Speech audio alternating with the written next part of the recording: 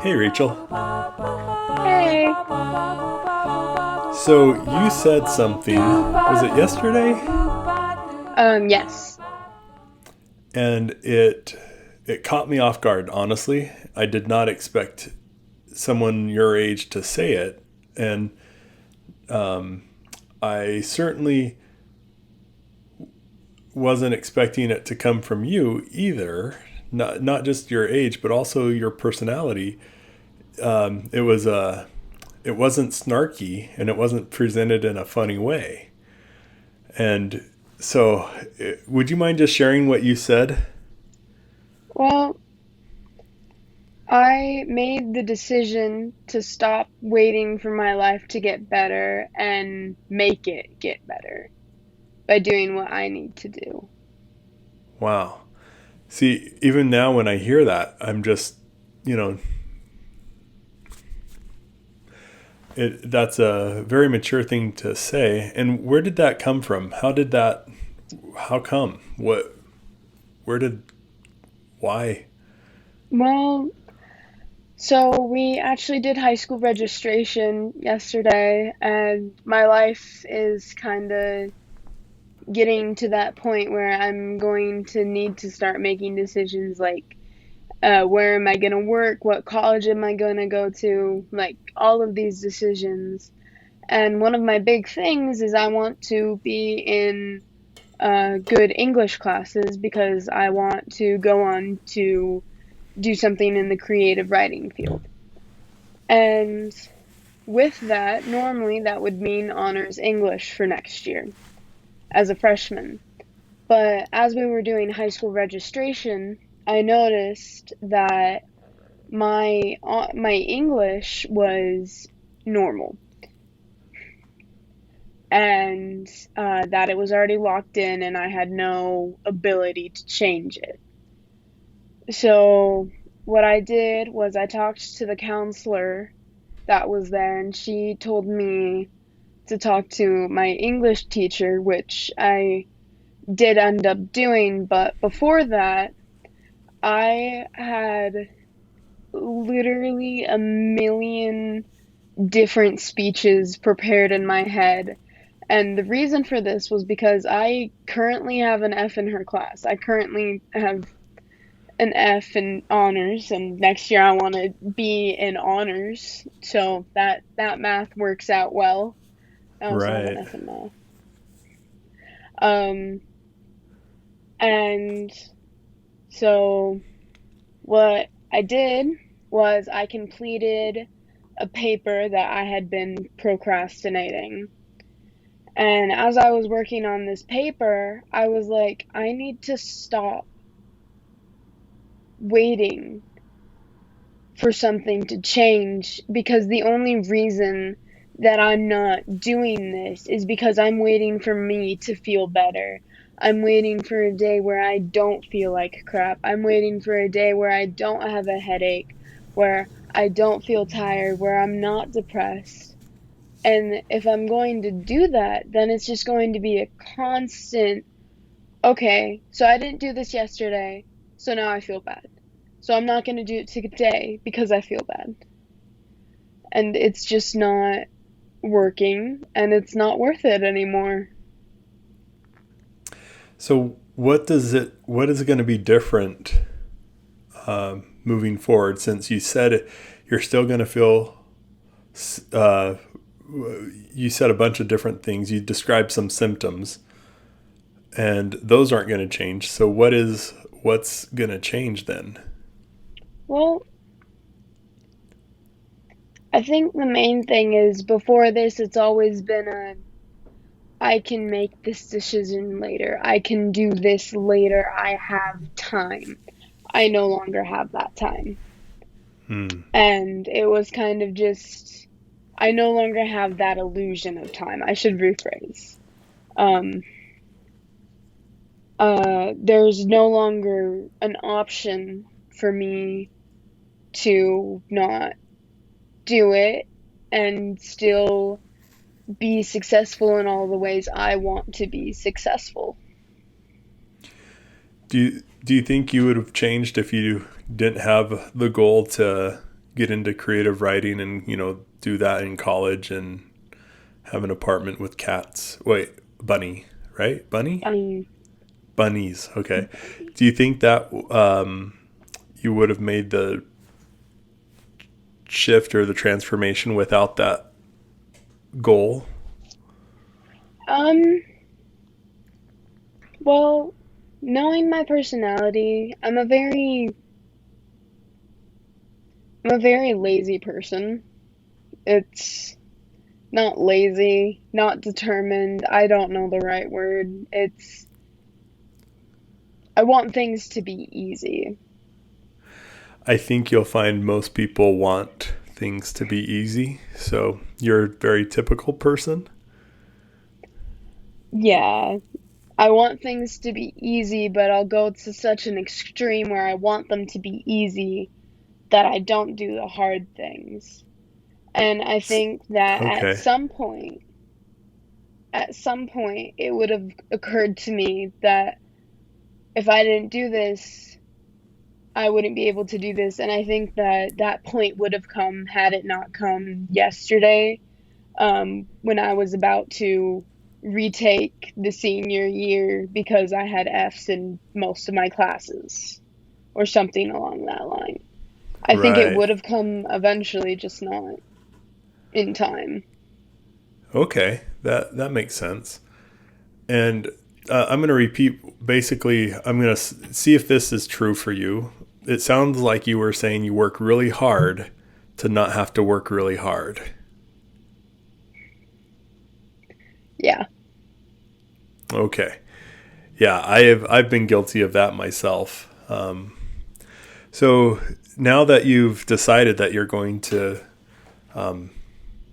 stop waiting for things to get better and start to work on things getting better, what are some things that I can do to help? What do you see my role in? I'm your dad. Well, I love you. I want to help. What can I do?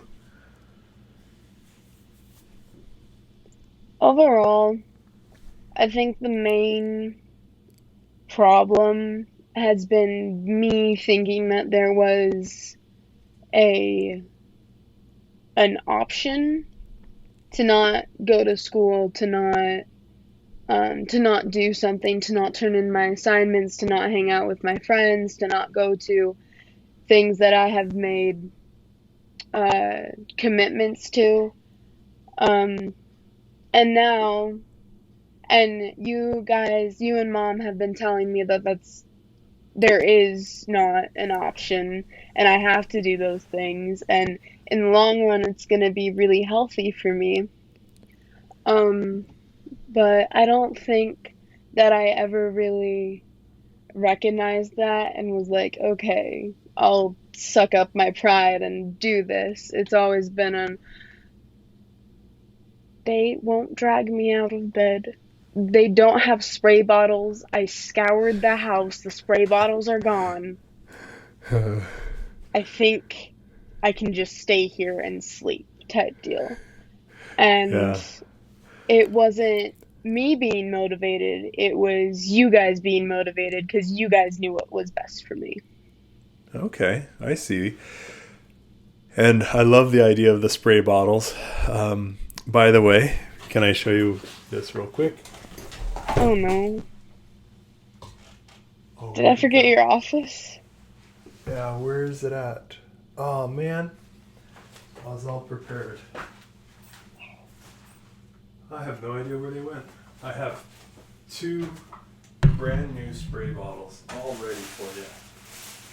Oh well. Not that I would ever use it. I wouldn't use, I would not use a spray bottle on you, but I would physically help you out of bed if you needed it. But funny thing, I just recorded a podcast with a friend of mine. His name's Mike, and he broke his neck 20 years ago, 23 years ago. And he was telling me that he also wishes, well, he had that a very similar realization as you did. He realized that he wasn't going to be able to walk again, or he wasn't going to be able. He said it was focusing in on things caused him not to do other things that would have helped him out sooner for a longer time. So, and he's a couple years younger than me, but twice, 3 times older than you. So anyway, it's kind of funny to have two conversations in a very short period of time with people that I enjoy, and they both are talking about the realization that it's time to stop wishing life was better and start working on making life better. So what would you how would you, if you were going to give advice to other kids in your similar circumstance, and maybe would you mind sharing a little bit about what it's like to be your age in your body with your family situation? Like, because you have regular pain, right? And do you mind just talking about the symptoms of what you go through on a typical day? Yeah, so I don't sleep at night very well. I'm an insomniac. I get really bad nightmares that cause me to wake up and stay up for an hour at a time, and then I'll go back to bed for like 45 minutes and then wake up again. And that's on a really bad night. On a good night, it's kind of more every couple hours and only for a short periods of time, but it still is not very helpful. So on top of the lack of sleep, I have I have depression. I've been decently depressed lately. Um, I've been having a lot of suicidal ideation, self-harm ideation, um, and so that those two things by themselves are not good. Those two things aren't good by themselves, and they make life miserable. But on top of that, I have the symptoms of those two things, and I have headaches. I have really bad headaches to the point where I'll just be fine 1 second and then the next I'll be bawling my eyes out because I'm in so much pain. And I'm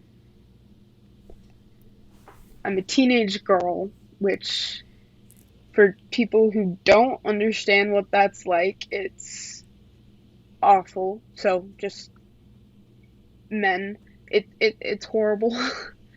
It's hormones and it's insecurities and it's hating your best friend but pretending that you still like them because you don't want anyone to hate you and you're insecure that once everyone else, if you let go of this one friend then you'll lose everyone else. It's that happened to me and it was horrible, and I stopped talking to that person, but I still see her sometimes and she glares at me a lot. I glare back. We're not friends. We're not openly mean to each other. We just silently hate each other. It's a healthy balance. Um, I have a Some lot might of disagree with anxiety. the healthy part, but a balance. It's a balance. I'm also I have allergies to perfumes and colognes and Axe body spray, and it is a joy when you go to a middle school and you have to go every single day when everyone is wearing all of the things that make you feel like you're going to either vomit, sneeze your head off, or just die. And I'm that's great. I get sick a lot.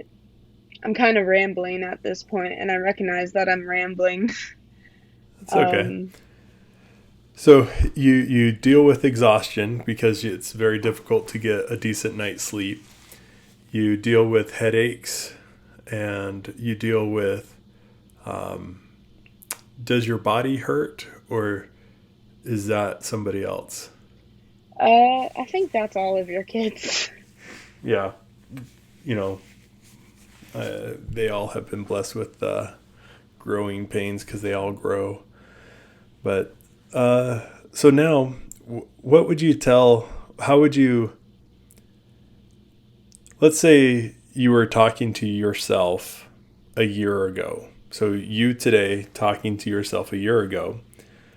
Is there anything that you would share with yourself that you would hope would be helpful? Well, it wouldn't be helpful to my past self, but I would probably say something along the lines of, suck it up. It's gonna be awful, but you don't have any other option. You don't have any other option, and if you don't start now, it's not gonna get better. I feel like if I had made different, a lot of different decisions back then, I would not be in the same position I am in right now. Mm-hmm. Um, so yeah. I Um, was I was talking to my buddy Kyle about vision and a vision plane and the ability to give consequences in the future is dependent on how far in the past someone can see. In other words, if they only have the ability to recognize the consequence of an action that they took 2 minutes ago, then you have to reinforce things in a very short period of time to reinforce that behavior or to discourage that behavior. But if they can look back a year and say, man, if I had made different decisions, my life would be on a different plane or my life would be different. Then you can start also talking about the future in in years and in not just months, but years in the future. And that's something you've always been able to do very well, is to have a plan or a projection of what you want your life to be or what it could be, even if it's some of it is a joke, like the bunny that named George, right? Is that not a joke? Jordan, nope, Okay. not in the slightest. I'm getting a bunny. I'm legally registering it as a therapy bunny, and I'm naming it George Fluffington Weasley. Okay. So, see, to me, that's funny as well as being true. But so, how do you want what? How do you want the rest of your school year to go this year? And what do you want your freshman in high school, freshman, sophomore, junior, senior years to be like? Um, Academically, this year, my goal is to go on to high school with a 4.0 with all A's. Um, and that is my current academic goal. It was my goal at the beginning of this year, but after a couple months, I kind of lost track of that. But after yesterday, it was kind of like okay, yeah, no, you need to go back to that. Um, Socially, for the rest of the year, I want to keep hanging out with my friends. My ginger gremlin, that's my best friend, Victoria. Yeah. Um, I wanna I wanna talk to more people within my classes, so I'm more comfortable talking to new people because I've gone to school with these kids for 3 years and I don't talk to most of them anymore. So that's So fun. you have academic or education, you have social. Do you have physical and spiritual goals as well? I definitely have physical. I'm not very physically strong right now. I'm lacking a lot of endurance, and it's causing me to uh just sit down on the couch and lose even more endurance, and then gain weight, and then makes me sick, and then causes back pain, and then insecurities. And so my goal is that I want to lose that extra weight that I have, which I saw you the other day using the rings. I You did. you inspired me. I went and hung. That's all I can do. I can't lift myself up, but I can hang for 20 seconds at a time.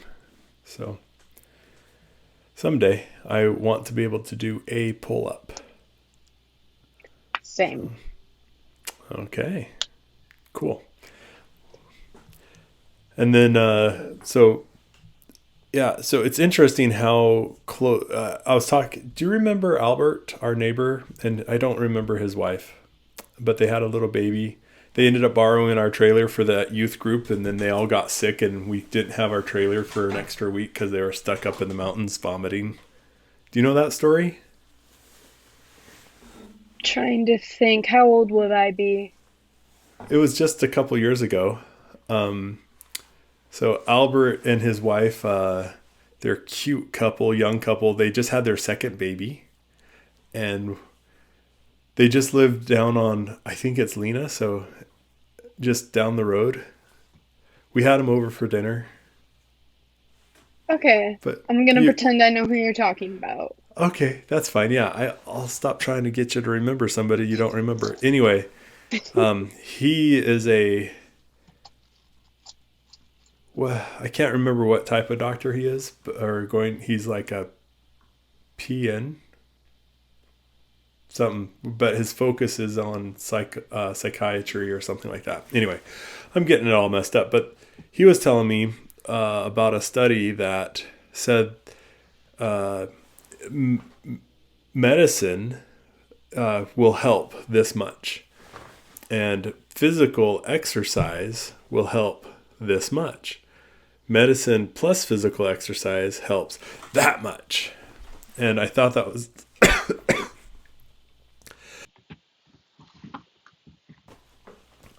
was interesting. I caught your cold that you had the other day. It's official. Yeah.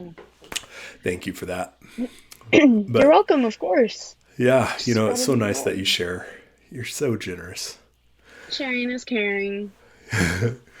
The Anyway, and so when I was in my car accident, and I thought before I started going to physical therapy, I thought, man, I need to be careful. I need to not move because moving hurts. And then at physical therapy, they're like, no, you need to move. Let's just teach you how to move so you don't damage yourself. And so I started moving, and things started getting better.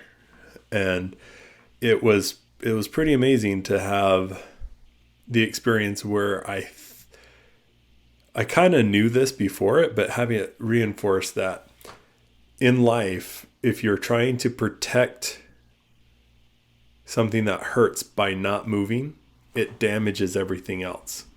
And you described it earlier that, when you're not feeling well, you sit on the couch and then you're going to just continue to not feel well. It's going to actually get worse, and it's a positive feedback loop.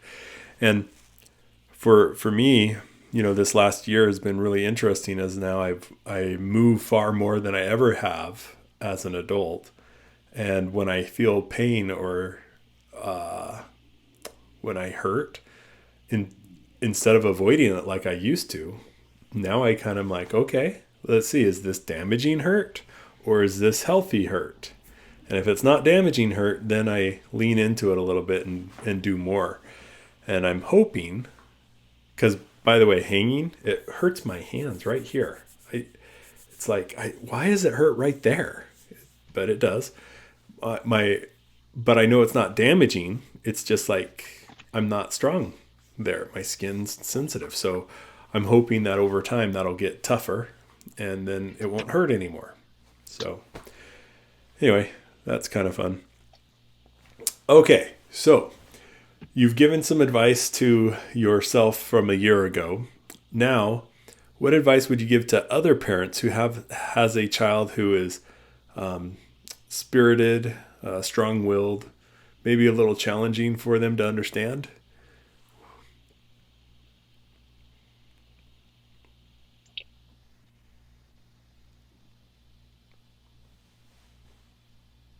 Um,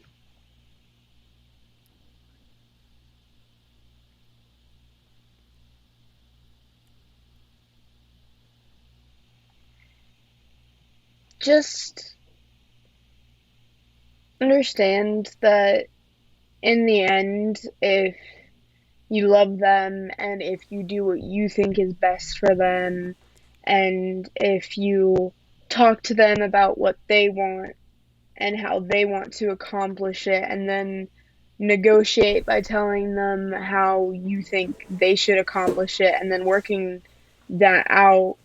I think that's really all you can do, um, especially if they're stubborn and they want to do things a certain way, or if they like don't want certain things to come into contact with them. Just understand that one day it will get better, and one day they're going to call you crying because they don't know how to do taxes because school never taught them how to do that. And one day they are going to come to you for help. And what you can do right now is offer that help. And if they don't take it, they don't take it, but you keep offering it to them. You keep doing it. You keep being a parent. And then one day, once they get past the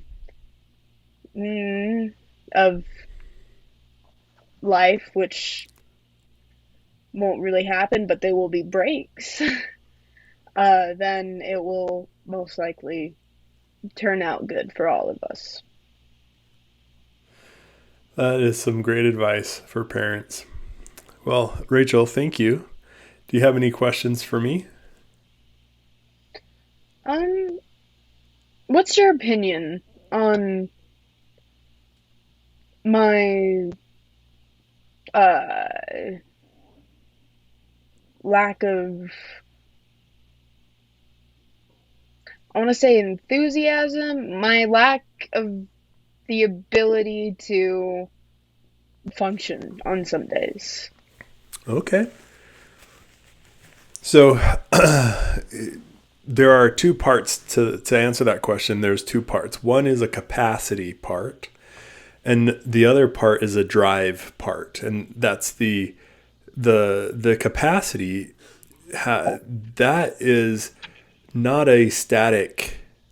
A lot of people think capacity is like a bowl. If you have a bowl that can hold 5 cups of water, that bowl always holds 5 cups of water. But that's not how capacity works in people. Capacity in people is like a balloon. And some days you can fill the balloon is full of water, and in other days it's just not. And then some days you try and overfill it and it bursts and it breaks. And so when you ask my opinion about your ability to do things, the capacity is the part that's really hard to judge. It's the part that I'm not ever comfortable making a declarative statement that she has the capacity to do this. We need to make her do this. My instincts are always to be to figure out where you are from your own perspective, and then encourage you to use up as much capacity as you have. Unfortunately, that wasn't the case for your siblings. And so they're suffering years later because I didn't know how to be a better dad back then. And now I do know how to be a better dad. I'm still not perfect by any stretch, but I do understand that I should be helping you hit your full capacity as often as I can. So that's the capacity side. When you're sick, when your back is hurting, when you're exhausted, your capacity might be just to sit there in school. Because if you can sit at home, you certainly can sit at school. The thing that is the part that people sometimes forget is that school doesn't just have physical presence. It also has other people. And that can be exhausting to someone who has diminished capacity for social engagement and stimuli. So it's always hard. And I don't know what it is like on your side, because I ask questions and then I do a lot of thinking. And sometimes I'll be like, hey, I'm not going to decide right now because I need to figure this out, because I am trying to measure capacity. On the drive side, on the motivation side, you've always been someone to set goals. You've always been someone who's wanting to hit the top of the mountain.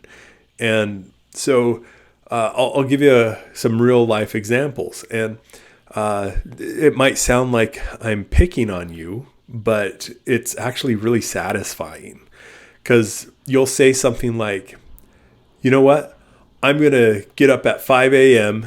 and I'm going to do this, this, and this, get this homework done, and then I'm going to go to school. Now, do you actually get up at 5 a.m.? Sometimes. Okay, so sometimes.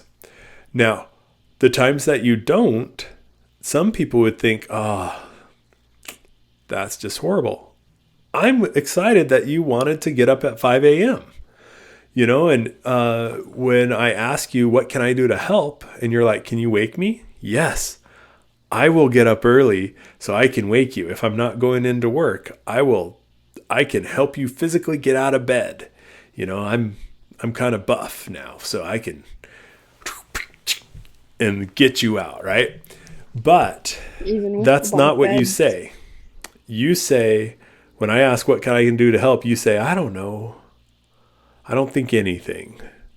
And I hope at some point you're going to say, will you wake me up at 5 and stay with me until I get out and I get into if I get out of bed and get into the room and maybe walk me to the shower or to the bathroom door. Anything like that, I'm totally down for. I'm more than willing to help out. So you have this drive, but the reality is we all have grand delusions of grandeur, to quote Star Wars. But the thing is, that's far better than to just say, I'm not going to. I refuse. I don't have any motivation. So you've always had this drive, and yes, it ebbs and flows. Yes, it sometimes is grandiose. Like, I'm going to get up every day at 5 and go, make $10,000 a day and all of those things. Yeah, great, right? The more realistic, though, is that if you're striving to get up at 5, my question is, if you don't get up at 5, will you still get up at 6:30?